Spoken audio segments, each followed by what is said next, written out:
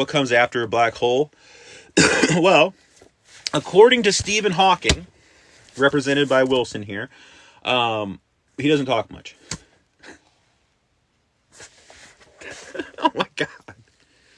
I'm sorry. That was a bad joke. But no, Wilson really doesn't talk much. But and then you can indoctrinate them to then one day, decades later, overthrow the CCP. Down here in my doomsday bunker. And yes, correct, we do have my handy-dandy sidekick, Wilson. Wilson! Wilson, I'm sorry, Wilson! Wilson!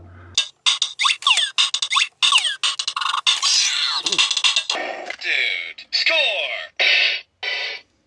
Okay, enough of that. Enough of the bop it. People don't seem to like it, which shocks me. I've known this. I've known this for probably over a year from doing these live streams.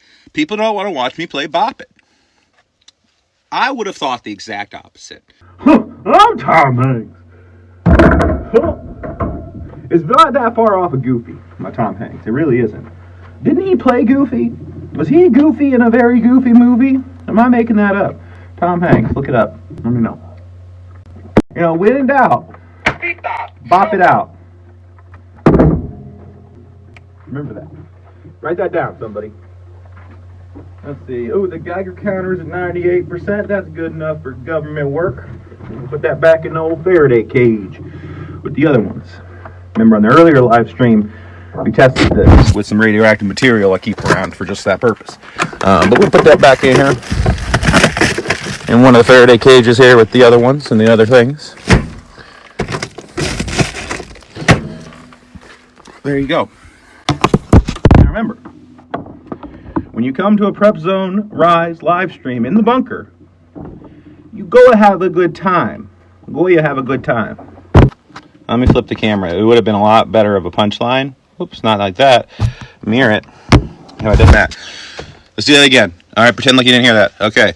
When you come to a Prep Zone Rise live stream from the bunker, just remember, you're going to have a good time. You'll be laughing your kidneys up red. Anyways, now, while I may have a nice bunker, it's not yours. So don't try to steal. Swiper no swiping. That's the law. You have to honor swiper no swiping. Write that down too, somebody. You're gonna need to know this, okay? Fake passport. That ain't me. This is a movie prop. But just walking around, you know. I can see an application for this, so I kept it, but it's a movie prop. Oh, but so listen, by the way, guys, I figured out why I'm banned and why it's so sketchy. I have forgotten that I did this.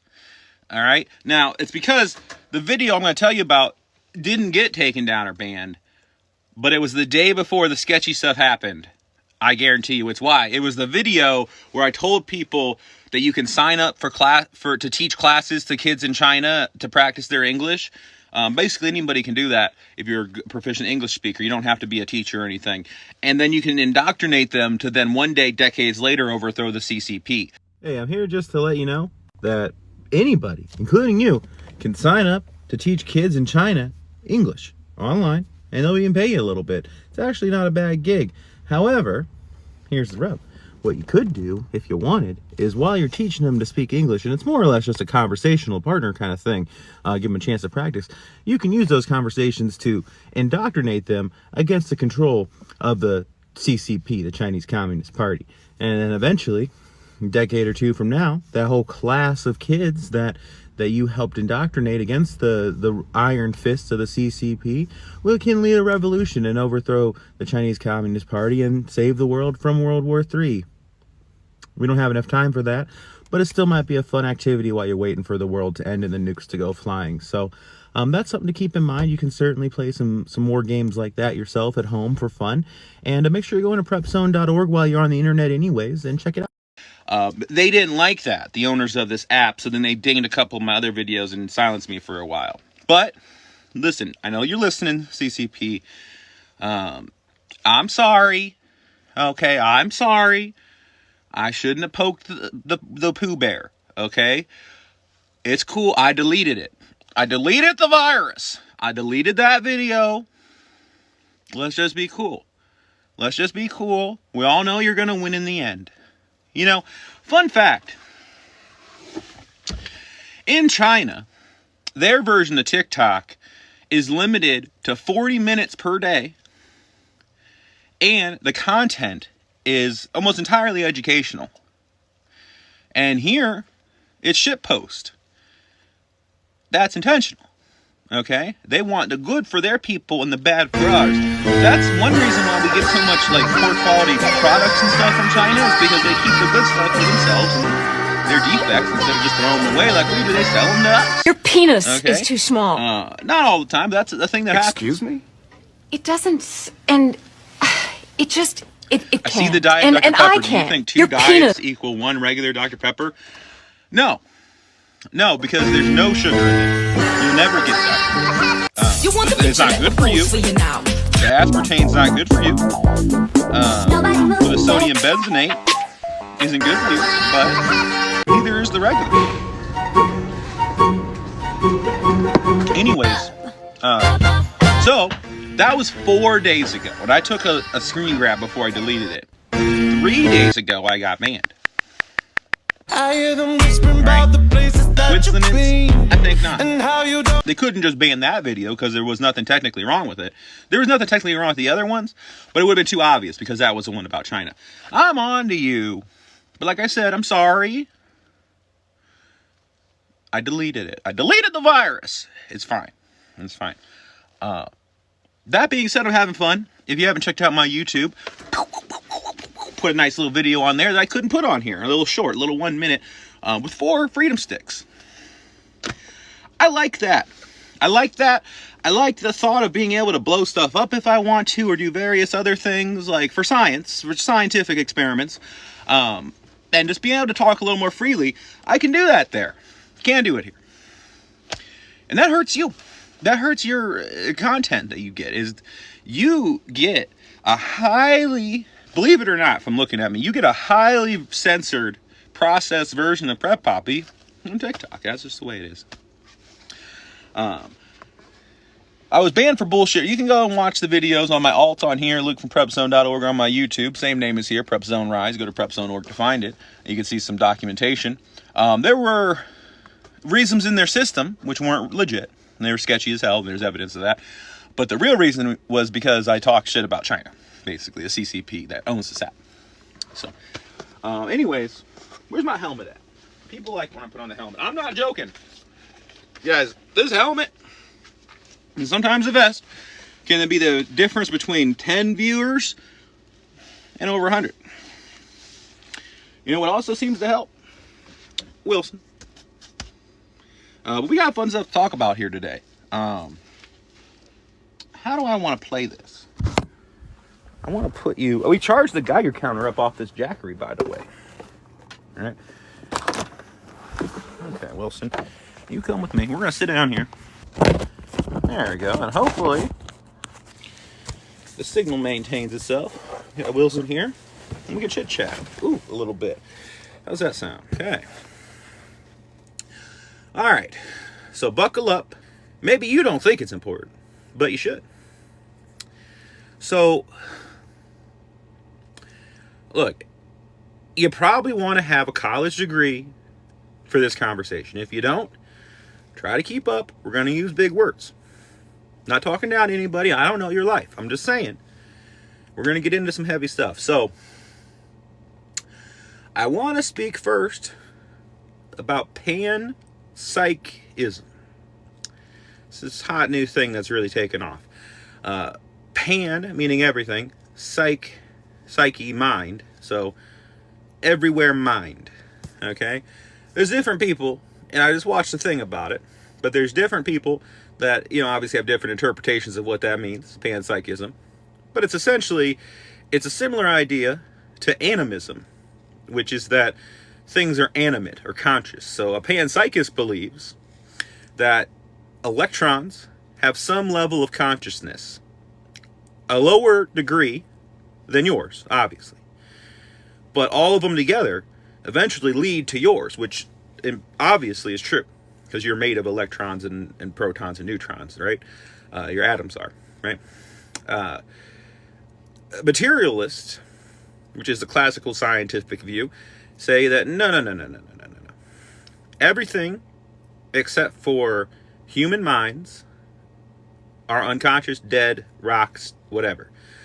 Now, a third thing is a monotheistic interpretation of that materialism, which is that there's human consciousness and there's God's consciousness, and that's all there is. Everything else is just there. Trees, rocks, whatever, right? Those are kind of the three major competing viewpoints of the world, and it's interesting. So we had the Western world at least had a very Catholic overtone for a long time. And when Galileo basically invented modern science, he knew and said then that this can only ever be part of it. The materialism of modern science could only ever be part of the answer, because it will never give you things like consciousness. Some people who are materialists seem to say that consciousness in the mind is an emergent property. I heard a materialist made this analogy, and I think it's bullshit. I'll tell you why. He said that if you take grains of sand and you drop them on top of each other, they'll form a mound, right? A pile of sand. That's not because the sand particle has any mound property about it. It's because all of them together take on this new property of being in a mound, is what he said. That's emergence, and he says that's what consciousness in the human mind is from these materialistic things, the grains of sand, right? However, that's a dumb argument. It's not well thought out, because while there is no intrinsic heap to an individual grain of sand, the heap property is contained within gravity. The environment the heat they put in that sand in causes the heat. Because if you just take some sand outside of the earth, anywhere in space or not in a gravity well, it's just going to float. Maybe clump up into a ball or something, but it's not going to make a mound. It's only making a mound because there's an asymmetrical force of gravity pulling down, right? So it is an intrinsic property of something involved in that equation. He's just kind of gaslighting, saying that because it's not in the sand particle, that it can't be, it has to just be that. But the fact of the matter is, his analogy sucks. I get what he's trying to say, but his analogy sucks, in my opinion, because there is something with that intrinsic property. But so the panpsychics, there's different degrees, right? There's people that think that protons, the image on the ball, has more meaning than you know. Well, I know the movie. Great film. Wilson! Oh, sorry, Wilson. I have plates. They're right over there, but they're not in it right now because they don't need to be. But anyways, so the panpsychists, not all of them believe the same things. I think that the majority of them are actually just slightly modifying a materialistic view that they came up with of the world.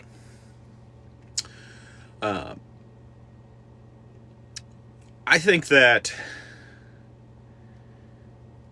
they don't go far enough, and I think that certain people agree. My personal belief is kind of a mix of all three, because I don't discount science or materialist conclusions about most things. I just think that there is more to know than what that could possibly offer. And there's more that is true. And I think that there are walls of wisdom and knowledge that cannot be reached purely through quantized means.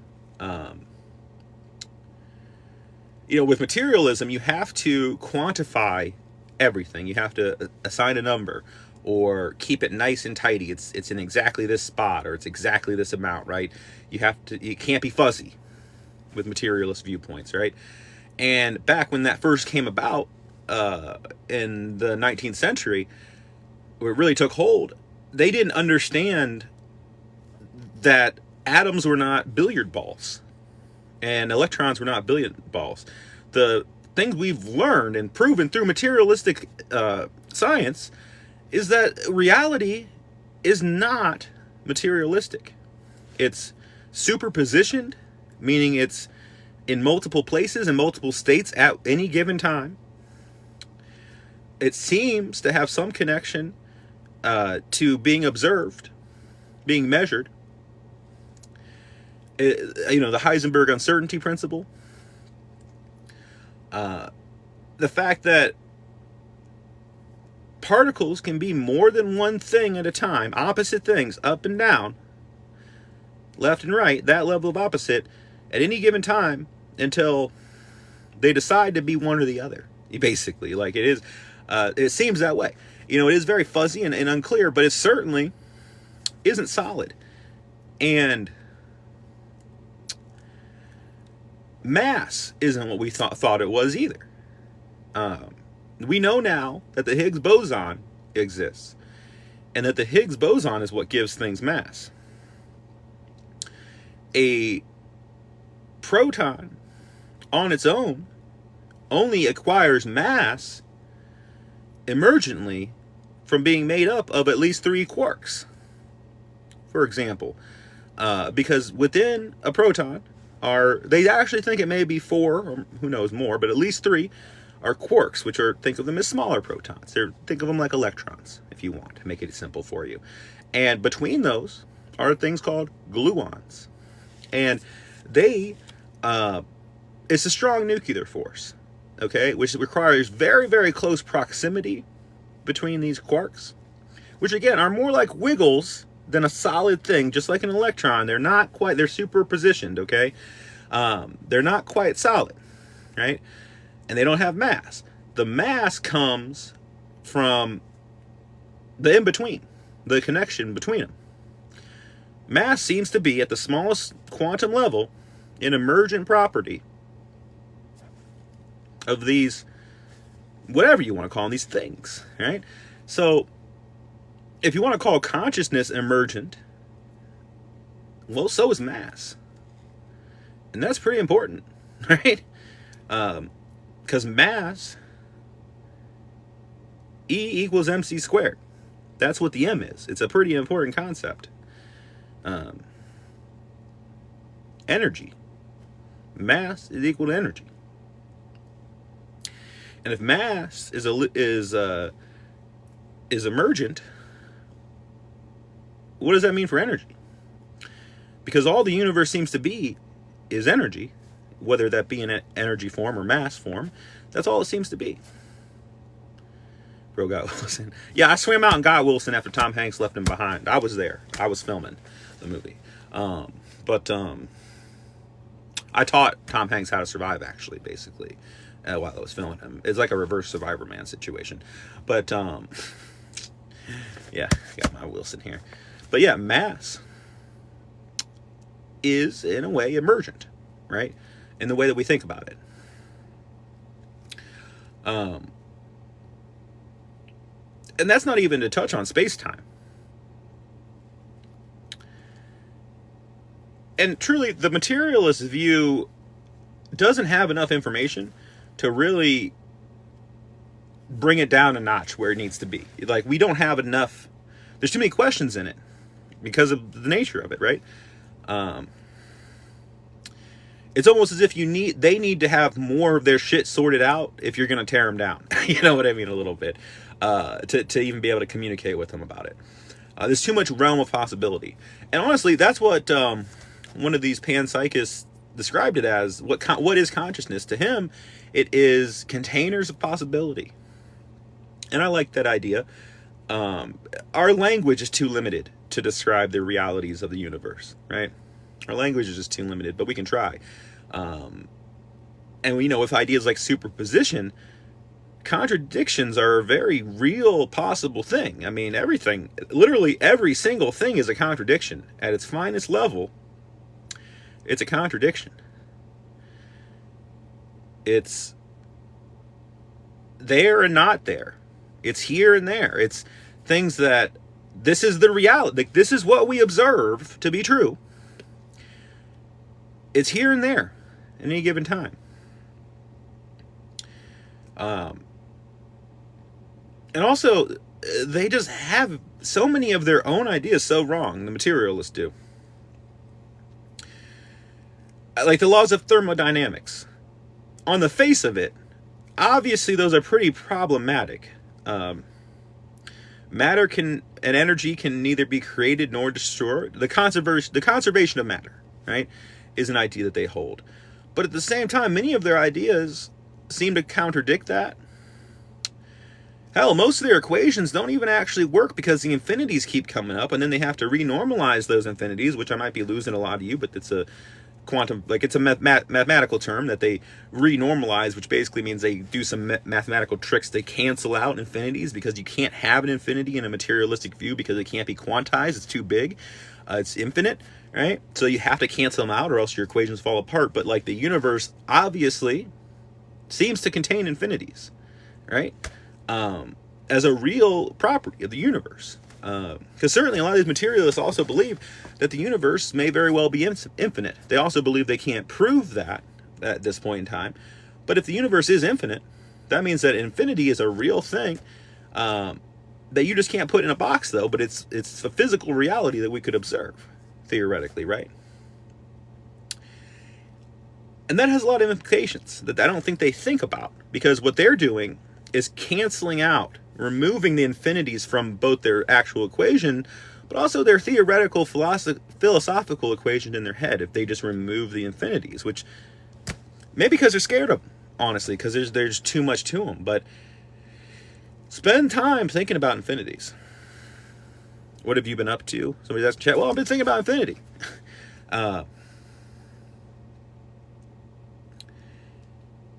Every single thing that you can imagine and everything you can't would exist within an infinity,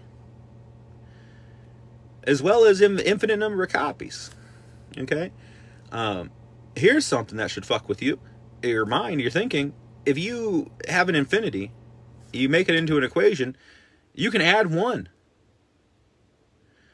But then, how do you do that? But you can in math, right? Math has its shortcomings. But certainly some infinities are bigger than others. If it truly is limitless and non-quantized, fuzzy, so to speak, if you cut an infinity in half, divided by 2, you're left with 2 infinities. That's like dividing 10 in half and being left with 2 tens. That's how the universe exists, basically. It is that contradiction of what seems to be intuitive to us here in our everyday life. But if you put enough time thinking about an infinity, if you accept as an assumption that the universe is infinite, it has a lot of these implications if you put enough time into thinking about it, in terms of like the multiverse, right? In terms of God, like it matters a lot. Each dimension is a different frequency. I love the Wilson ball. People are loving the Wilson, I gotta say. But so,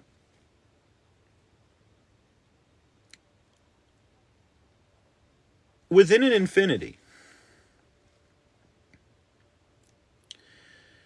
it goes both ways. There are different, mathematically speaking, there are different kinds of infinities.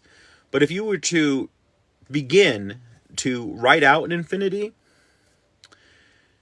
1, 2, 3, 4, you have to go both ways. So starting from 0, you have 0, 1. But then also at the same time, 0, -1.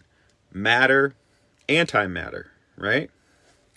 An infinity on a number line includes all of the negative real numbers and all of the positive numbers, right? And so if you calculate a single infinity, you're left with 0. Infinity, mathematically speaking, is 0. Think about that. It doesn't matter that you don't know all of the numbers because there's an infinite amount of them. You know that there's the same amount of negative numbers as there is positive, even though there's an infinity on the left of 0 and an infinity on the right. So again, subdividing an infinity, 2 infinities, divide 10 by 10 and have 2 sets of 10 somehow. That's what we're doing, but that's the truth of an infinity mathematically. And universally speaking, matter, antimatter, right? An infinity equals everything, but it also equals zero. Okay? Think about that. That is a contradiction, but it's also true. Materialists cannot handle that. It has to be a binary with that philosophy, and that's not how the world works, clearly. Just with that logic, that logos, right? From like logos and ethos. Logos, logic, ethos, ethics. Philosophy students will get that. But mathematically, I just proved to you, profound, I think, about the nature of reality. For every action, there's an equal and opposite reaction. Isaac Newton said that, and somebody said in this chat, somebody said, Wilson! Oh, sorry, Wilson, in the chat as well, and somebody's just said helmet, which is a really profound comment as well. But no, an infinity equals zero, mathematically, because of the number line, the same number of negative numbers as positive ones, you're left with that zero in the middle. But what's interesting is the material scientists people, mainstream science says that at the beginning of the universe, most of the cosmic microwave background that we see resulted from matter and antimatter. And like I don't know the exact percentage off the top of my head, but like 90-some% of everything that ever was annihilated itself in the first instant of creation, is what they say happened in their models. But and they also say that an equal amount of of antimatter and regular baryonic matter should have been created. And so nothing should have happened. It should have just instantly canceled itself out, just like it does all the time everywhere with dark energy and vacuum energy. But it didn't. Somehow we are what is left over, the remainder of an infinity that didn't fully cancel itself out somehow. My personal theory is that's actually pretty mundane and Newtonian. The force of some of it separated out some of the matter and antimatter, and very, very far away as the whole length of the universe, whatever that may or may be, infinite, is antimatter universe, basically. You know, if you could go in a direction far enough, you would get there, is what I'm saying. It's not like separated from us. But most of it did blow itself apart. But in the process of doing that, it pushed away, it interrupted those collisions between some of its brothers and sisters, basically, right? Leaving a mirrored universe, which for all intents and purposes operates exactly the same. But they never touch each other because they were blown apart, right? That's what I think happened. It doesn't matter. That's not the point of it. The point of it is that mathematically, infinity equals zero. The universe is infinite, so the universe shouldn't exist. It should be zero. But it does anyways. Contradiction again. Right? I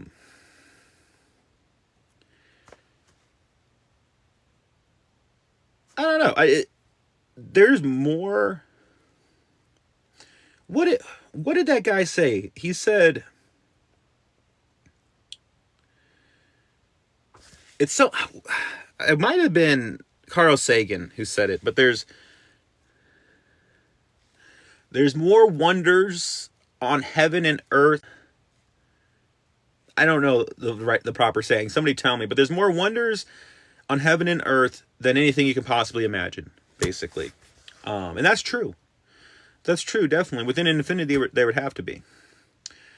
Another thing I want to bring up while we're talking about these kind of ideas, and keep in mind, while I may reference some of like the Big Bang Theory or some of these other like accepted mainstream ideas, I'm taking their observational evidence and making different interpretations and providing them to you, as many people do.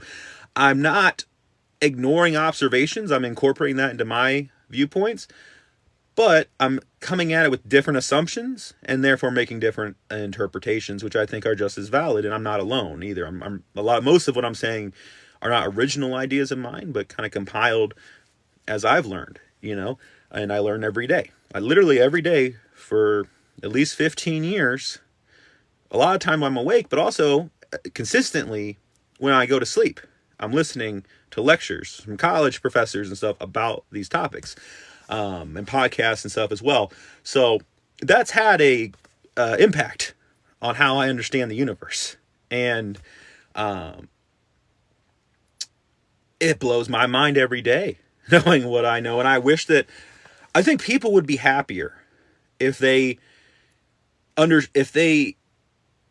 could share in some of the understandings I found.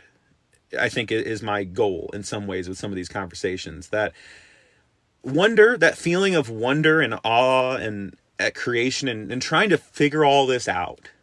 For me, it is very fulfilling personally, but also it's meaningful. It's a way to find meaning in your life, I think. And maybe I haven't explained that well enough, but there's lots of places you can find meaning. But at a very base level, if we look at, the idea of the Big Bang Theory that I want to touch on for this is that everything started in one point, basically, however small you want it to be. Or everything started in one speck of nothing, maybe is more at point, basically, however small you want it to be.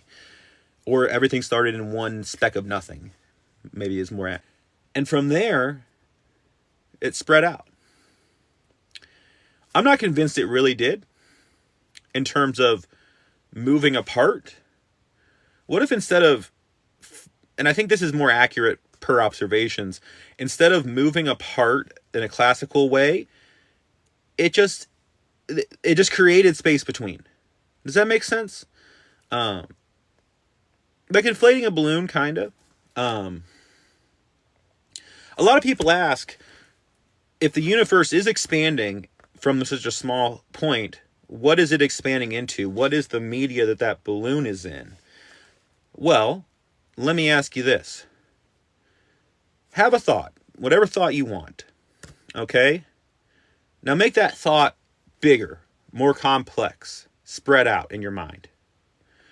Where did that thought expand into? That's my answer for what the universe is expanding into. It's the mindscape of God. For me personally, that's my feel of it and understanding of it. But for all intents and purposes, I think it's a better answer than what you get from science, which is, it doesn't. You're thinking about it wrong. It does. It does expand into something. It's just something so bizarre and foreign to your common sense earthly understanding of things, I think. It's infinite. It is also infinite, right? What I'm saying is, infinity is complicated. It really is. It's a growing infinity. By all definitions, it would be a growing infinity, which is possible. Like I said, you can take an infinity on math and writing it down and +1, and it's parentheses infinity plus 1 close parentheses. The whole thing is a mathematical unit. It can be thought of as one number, because we don't have a visual representation of what that would be, an infinity +1, besides writing that all out. It's the simplest version of the term. It's simplified, like a fraction, kind of, within the brackets there. That is a real thing mathematically that you can do, and it can have implications. And definitely, I think that it is infinite, but it is also doing this expanding. And again, we can have contradictions. I don't think that's starkly a contradiction, but it is maybe somewhat counterintuitive. Infinities can get bigger. So, another thing, you can never reach an infinity in any sense of the word, whether time or space. You can approach infinity, right? So, like, some people say that a black hole, a singularity, has infinite mass, or can. It doesn't, but it's approaching that as it takes on more. Am I trying to explain dimensions? No. No, not really. I think dimensions are a totally different conversation. I'm honest.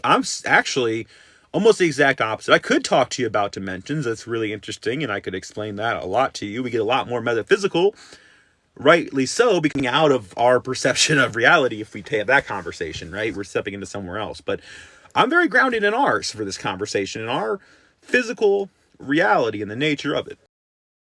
What comes after a black hole? Well, according to Stephen Hawking, represented by Wilson here, he doesn't talk much. Oh my God. I'm sorry. That was a bad joke. But no, Wilson really doesn't talk much. But may he rest in peace. But according to Stephen Hawking, what comes after a black hole is Hawking radiation, which that is such a complicated topic. So I'm going to just throw some terms out to help explain how that comes to be in as simplified as I can. Gravitational eddies, mathematical geometries of space-time being warped, lead to an escape route for radiation from within the event horizon over enough time, mathematically in his model, Stephen Hawking's. Essentially, black holes over many, many billions of years, eons, will evaporate. They do it all the time, apparently, right? But for them to fully evaporate all that mass is a long time. I spoke about it in an earlier stream, but people have a lot of assumptions that are just wrong. And I'm not saying you, but just bouncing off to something else about black holes in particular. That's the connection.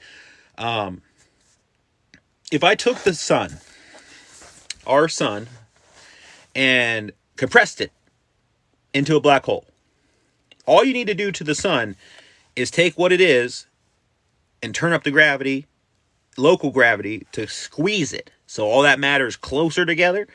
Then it becomes a black hole.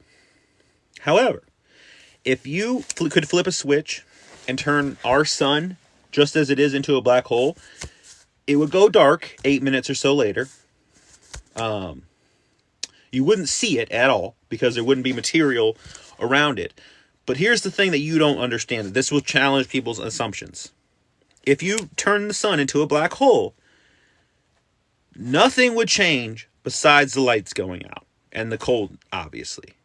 Gravitational wise, we will continue to stay in our exact same orbit around the new black hole sun, as will every other planet, because it will maintain the amount of gravitational attraction. Does that make sense?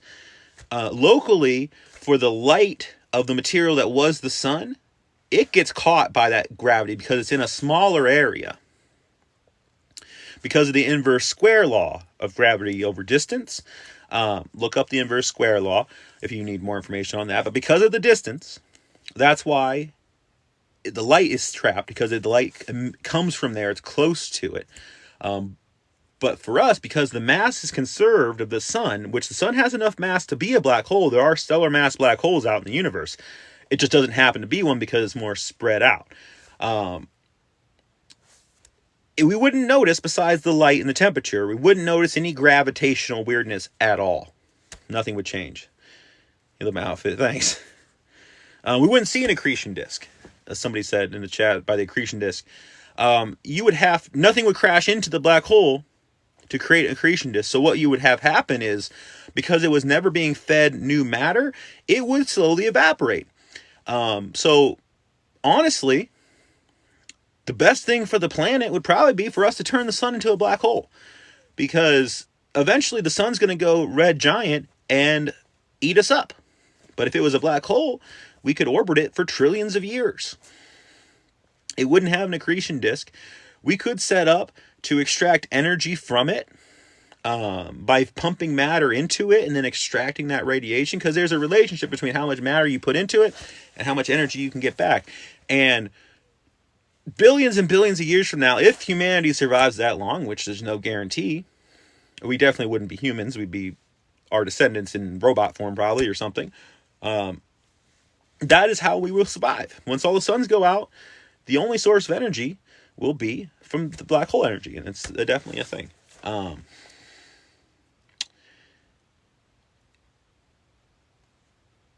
So you can make micro black holes if you have enough energy to put in as well.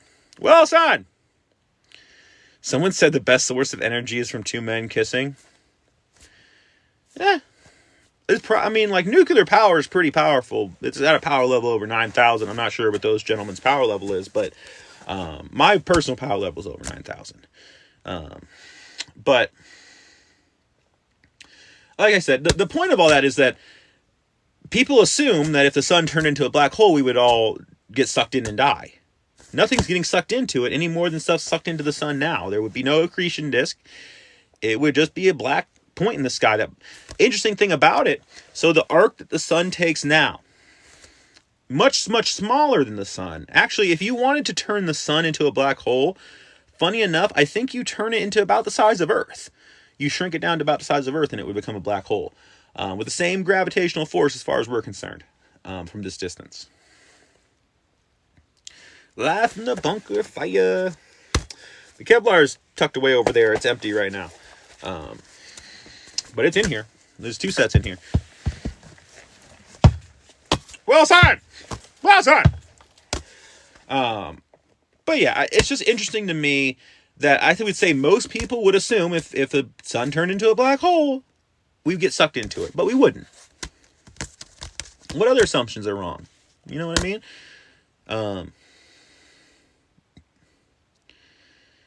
The light from the crushed mash would create the light we need. Well, we don't even, if we have the ability to turn the sun into a black hole, we can do a lot of other things. Again, put me in charge. I keep telling you guys, put me in, coach. Make me king of the world. We'll get some shit done. Nobody listens. But if we really want to have our best outcome humanity-wise, a billion years from now or so, we need to start feeding the sun. We may need to act on that sooner so we can bring some material in. We need to extract hydrogen from other stars, or we need to bring other stars here, make binaries, and then extract hydrogen into ours. It's really complicated. Or, easier way than feeding the sun, we can start starving it. What you want is to take the helium out, which is funny because we're short on helium now. As things build up, it's really complicated, but if you can take the helium out, leaving the hydrogen, or if you can take other heavy stuff out, stuff heavier than hydrogen, the sun will live a lot longer, essentially. That's called stellar lifting. When you take material from a sun, there's way more of every element in the sun than there is in the whole of the rest of the solar system, by a lot. Like, it's not just hydrogen and helium. There's everything that the rest of the solar system is made of is also swirling around in the mix there. So imagine if you had enough energy, you could manipulate electromagnetic fields to pull material out, potentially just mostly material you want. And look up Tabby Star, because that's what's going on there, by the way, according to me. It is. Guys, again, I got the plans. I got the solutions. Put me in charge. Put me in, coach. Wilson, look, that's fine. I'll be Wilson's vice president. Vice king. Viceroy. I don't know what a viceroy is, but that might be a vice king. I don't know. So I can look up the Novikov theory. Oh, black hole linked to a white hole in the past. I've heard variations of that theory, and I don't think that it's without merit. If you think about, time isn't real, just so you guys know.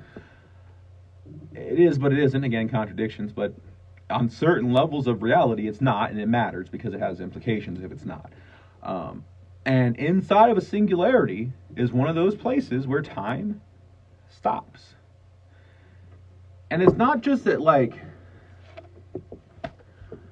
frozen in time isn't the same thing as time stopping inside of a singularity. It's just not.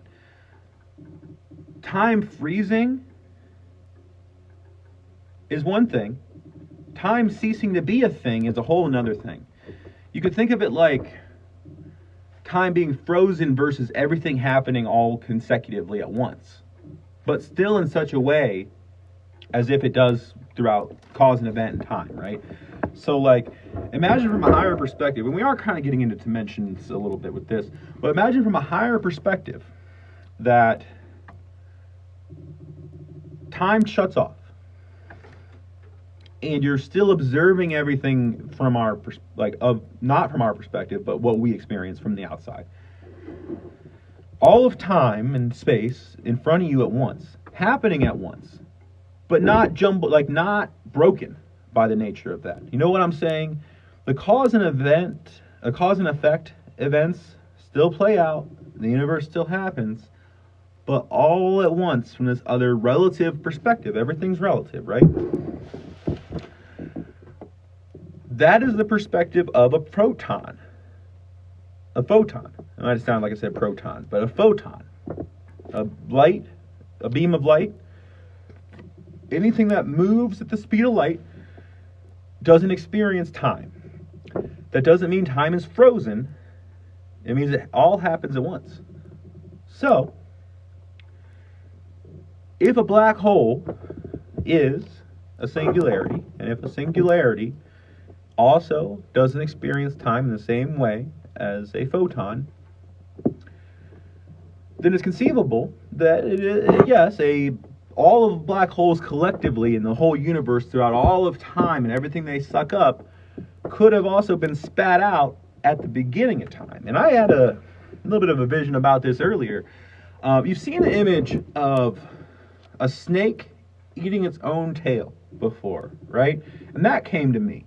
And it wisdom to come to me, right? That's a whole other story. But if we think of like a cyclic universe, God, in this case, we're using a metaphor of a snake just for that image that we may all share that we've seen before in the world. Don't think of it like pooping out. Okay, let's think of it like birth. But so it eats one end, and then it births out the other end. So it's just a circle, an infinite loop. That's kind of what we're talking about, in a way. That's like a metaphor for these white hole, black hole things. What caused the universe, it causes itself, basically, is what that's saying. Which, again, is interesting because that net equals zero. Contradictions, again.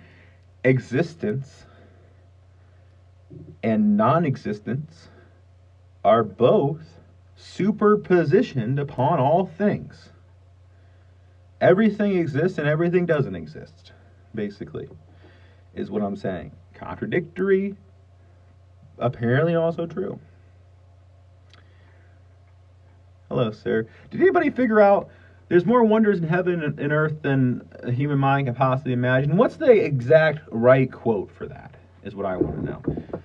And was that Arthur C. Clarke, or was that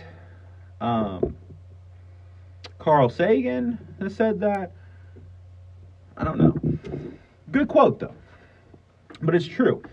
If you limit your understanding of what you are even to your worldly experience, you're missing out.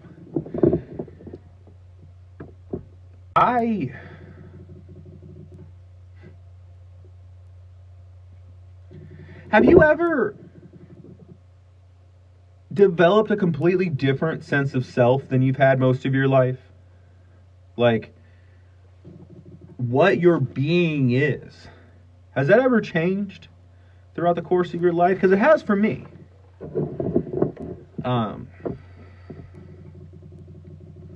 For me,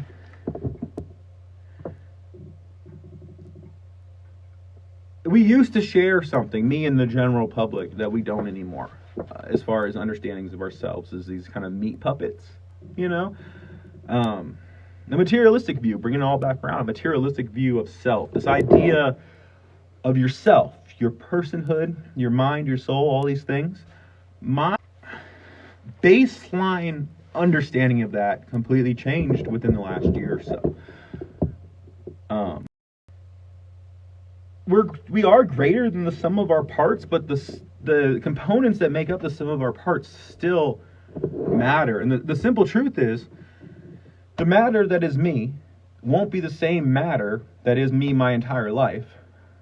The only thing that is truly, from start to finish, my life experience that isn't me is my consciousness, my soul, right? The body replaces itself throughout the course of your life. The cells replace itself, the atoms replace themselves, everything kind of cycles through over time, for the most part, the parts you care about, including your brain.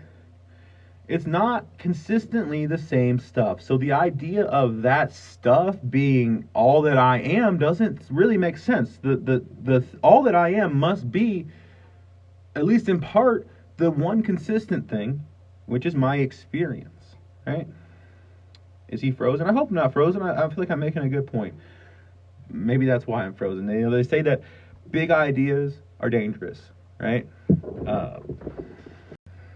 I'm just going to keep talking. Hopefully it comes back. Anyways,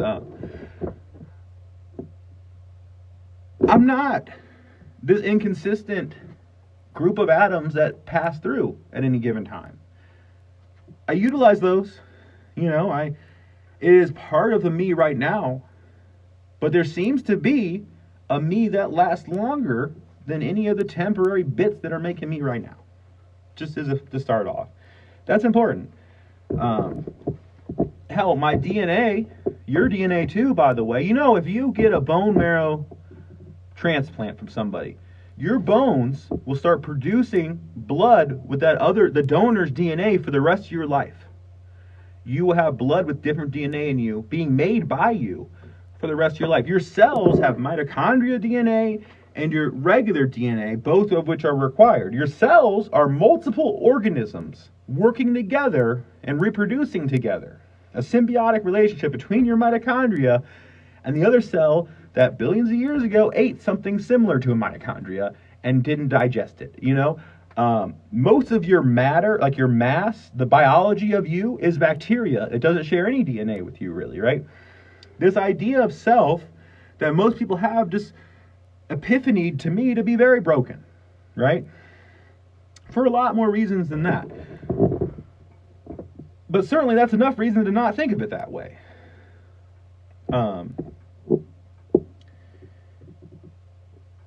Here's another thing. We talked about everything starting from one point, and it could be an infinitely big point, and then making distance between, however you want at the beginning. But that means that everything was in contact and was one at the beginning. So Genesis, in the beginning, there was light. One light, right? Of all. An infinite light. Because it was, the closest we can think of it would be of light, right? This high energy state of a single point. It would be a point of light. Before there could even be light, basically. And then from within that, everything came. I'm telling you basically the Big Bang Theory, but it certainly feels biblical, right? Like it feels like a creation myth almost. But assuming that it all was one at one point, and then came out here and congealed into the universe and you and me, how are we different? Of that same stuff that's just been apart for a while. Are we not exactly the same? Part of the same? We're still part of that infinitely dense point. We just found a little space in between to explore ourselves a little bit and to love ourselves a little bit, basically. Right? We made room to love. We filled ourselves up with as much love as possible, and we made some more room to love more of ourselves within the infinite of ourselves, right? And now that snake analogy, right? This destruction process of the snake eating itself, the entropy part of the universe we're in right now, but there's also the creation aspect, the birth, coming back out of the snake and to be eaten again later after a whole eon of universe, right? That cyclical nature, that contradictory nature of two into one. I'm glad you're here too, at least. But so, you and I are just beings of that light. Right? We all came from the same. And we'll go back to the same. And that light was all there was and is now. And if it's all happening all at once, outside of time, again, a real experience that photons experience, and anything superliminal, again, a real experience that photons experience, and anything superliminal, outside of time, not frozen, all at once. Again, better way of thinking about it. So is the life you're living included in that. So is every life ever lived, all at once, outside of time.